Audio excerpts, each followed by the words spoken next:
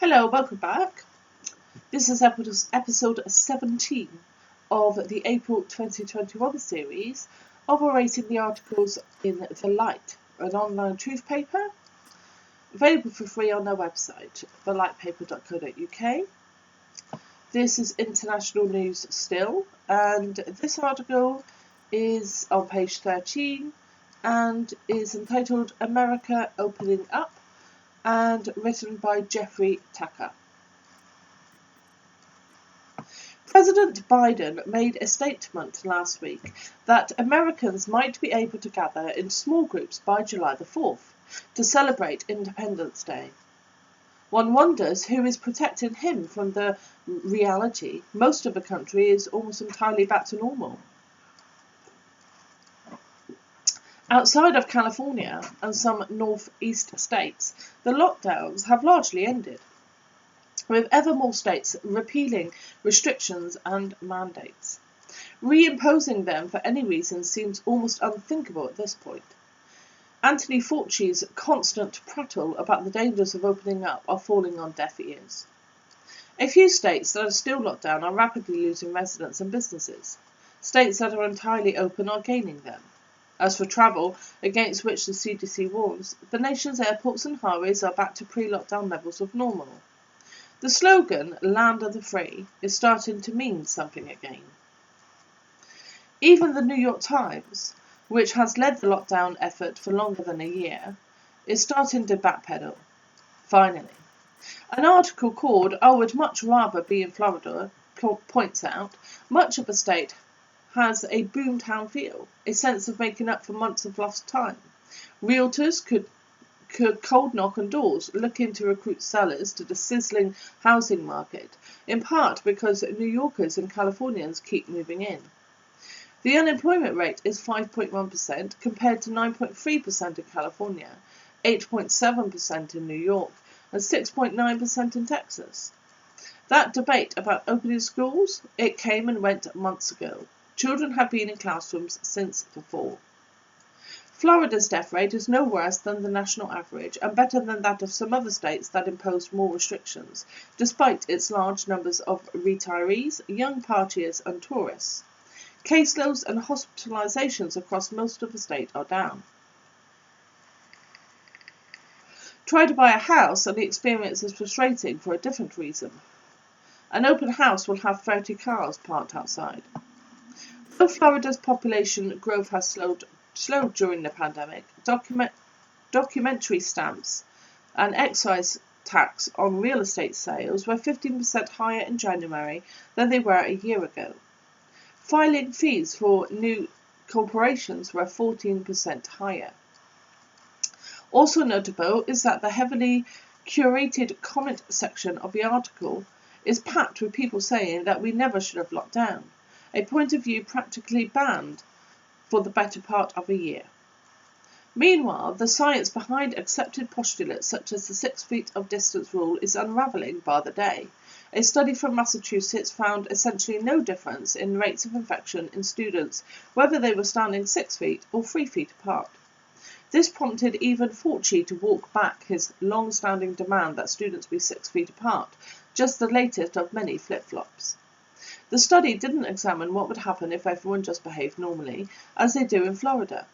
In fact, one of the missing pieces of research for a whole year, would have compared a normal behaving, maskless community with one that complied with all the extreme lockdown measures. The closest we have to this are the many state studies showing no correlation at all between lockdowns and disease control.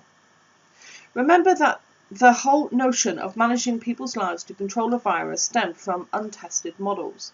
That people should be compelled to stand apart is related to what Edward Stringham, president of the American Institute for Economic Research, calls Sim City thinking, the belief that society can be operated the way people play with computer games. It might have been wiser to have looked more critically at those models before adopting them the whole world over in the midst of a disease panic. The terrible damage of the lockdowns has become palpably obvious. UNICEF reports, in developing countries, child poverty is expected to increase by around 15%. An additional 140 million children in these countries are also projected to be in households pushed below the poverty line. Schools for more than 168 million schoolchildren globally have been closed for almost a year. 2/3 of countries with full or partial closures are in Latin America and the Caribbean. At least 1 in 3 schoolchildren has been unable to access remote learning while their schools were closed. Around 10 million additional child marriages may occur before the end of a decade, threatening years of progress in reducing the practice. At least 1 in 7 children and young people have lived under stay-at-home policies for most of the last year, leading to increases in anxiety, depression and isolation. As of November 2020, an additional 6 to 7 million children under age of 5 may have suffered from wasting or acute malnutrition, resulting in almost 54 million wasted children, a 14% rise that could translate into more than 10,000 additional child deaths per month, mostly in sub-Saharan Africa and South Asia. With a 40% decline in nutrition services for children and women, many other nutrition outcomes can worsen. As of November 2020, more than 94 million people were at risk of missing measles vaccines due to the paused campaigns in 26 countries. The toll on civil liberties at home and around the world has been devastating, and many are questioning whether any of it was necessary. As Florida Governor Ron DeSantis now says with some frequency, lockdowns do not work and they cause immense harm. More opinion pages are admitting, as the Las Vegas Review-Journal has said, virus lockdowns don't appear to have worked as advertised. Don't hold your breath waiting for the New York Times editorial page to admit that. Perhaps someday, but it won't come soon enough for many. The lockdowners committed themselves to something previously unthinkable. To admit error at this point is too intellectually and psychologically upsetting. Regardless, we can be confident that as the years roll on, there will be a growing consensus that, as Jay Bhattacharya, Professor of Medicine at Stanford University and co-author of The Great Barrington Declaration, has said, lockdowns are the worst policy error of our lifetimes and many generations. Okay, and there's a website address at the bottom of this page where you can find more information. And it's www. Let me just zoom in a sec so I can see that better.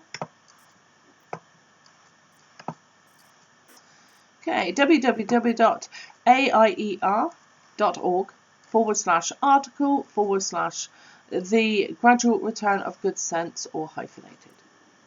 Okay, thank you very much for listening. Take care of yourself. Please like, share, subscribe, and I'll see you next episode. Bye-bye.